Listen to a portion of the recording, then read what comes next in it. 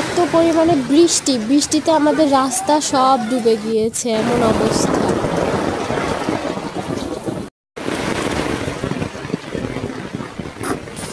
এখন কি আর করার, এই বৃষ্টির মধ্যেই তোমাদের ভাইয়া নেমে পড়েছে। এখন পানিগুলো বের করতে হবে, একদম নদী হয়ে গিয়েছে আমাদের রাস্তা। আমার গায়ে লাগিয়ে একবার করে খাওয়া বলে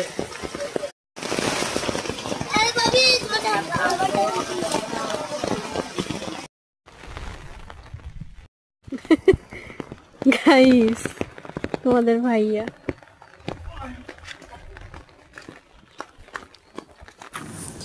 আমাকে বৃষ্টিতে ভিজতে দিল না, আর নিজে ঠিকই ভিজছে, আর আমি ছাতা নিয়ে দাঁড়িয়ে আছি।